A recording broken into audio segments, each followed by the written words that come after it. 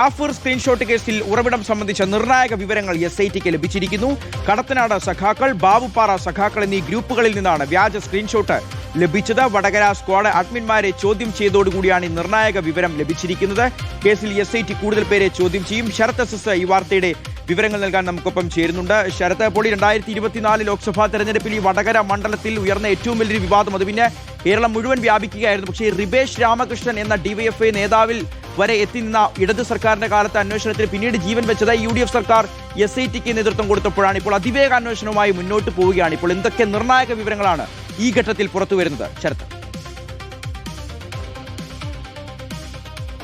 ഷിയാസ്, അതായത് കാഫൂർ സ്ക്രീൻഷോട്ട് കേസിൽ എന്തായാലും അന്വേഷണത്തിൽ അതിന്റെ ഉറവിടം സംബന്ധിച്ചുള്ള നിർണായക വിവരങ്ങൾ SITക്ക് ലഭിച്ചു എന്നുള്ളതാണ് ഏറ്റവും പ്രധാനപ്പെട്ട കാര്യം.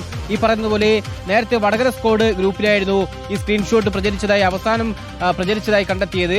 അതിനു മുൻപ് എവിടെ നിന്നാണ് ഈ സ്ക്രീൻഷോട്ട് വന്നത് എന്നത് സംബന്ധിച്ചുള്ള ചോദ്യങ്ങൾ നിലനിൽക്കുന്നുണ്ടായിരുന്നു. പക്ഷേ ഇപ്പോൾ അതിനും അപ്പുറം മറ്റ് ചില വാട്സപ്പ് ഗ്രൂപ്പുകളിൽ കൂടി ഈ സ്ക്രീൻഷോട്ട് പ്രചരിച്ചിരുന്നു എന്നുള്ളതാണ് SIT കണ്ടെത്തിയിരിക്കുന്നത്.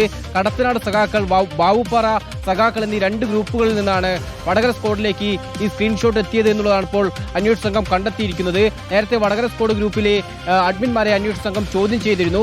ഇവരെ ചോദ്യം ചെയ്തതിൽ നിന്നാണ് നിർണായകമായ വിവരങ്ങൾ കൂടി അന്വേഷണ സംഘത്തിന് ലഭിച്ചത്. എന്തായാലും അന്വേഷണം അന്തിമഘട്ടത്തിലേക്ക് കടക്കുന്നു എന്നുള്ളതാണ് മനസ്സിലാക്കുന്നത്. ഇപ്പോൾ കൂടുതൽ ആളുകളെ കൂടി ചോദ്യം ചെയ്യാൻ അന്വേഷണ സംഘം തീരുമാനിച്ചിട്ടുണ്ട്. ഈ കടത്തനാട് സഖാക്കൾ, ബാവുപ്പാറ സഖാക്കൾ എന്നീ വാട്സപ്പ് ഗ്രൂപ്പുകളുടെ അഡ്മിന്മാരെയും ഒപ്പം ബാവുപ്പാറ സഖാക്കൾ എന്ന ഫേസ്ബുക്ക് പേജിന്റെ അഡ്മിനെ അടക്കം ചോദ്യം ചെയ്യുമെന്നുള്ളതാണ് SIT അറിയിച്ചിട്ടുള്ളത്.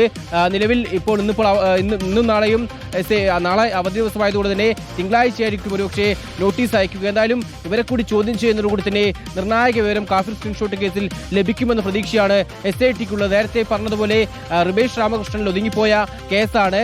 അതിന് പിന്നീട് ജീവൻ വെച്ചത് UDF സർക്കാരിന്റെ കാലത്താണ്. പിന്നീട് വടകര സ്ക്വാഡിൽ നിന്നാണ് റിബേഷിന് ഇത്തരം ഒരു സ്ക്രീൻഷോട്ട് ലഭിച്ചതെന്ന് കണ്ടെത്തി. പക്ഷേ അതിനപ്പുറം ഇപ്പോൾ കടത്തനാട് സഖാക്കൾ, ബാവുപ്പാറ സഖാക്കൾ എന്നീ ഗ്രൂപ്പുകളിൽ നിന്നാണ് ഈ വടകര സ്ക്വാഡിലേക്ക് സ്ക്രീൻഷോട്ട് എത്തിയത് എന്നുള്ള നിർണായക വിവരം ഇപ്പോൾ അന്വേഷണ സംഘത്തിന് ലഭിച്ചിരിക്കുകയാണ്.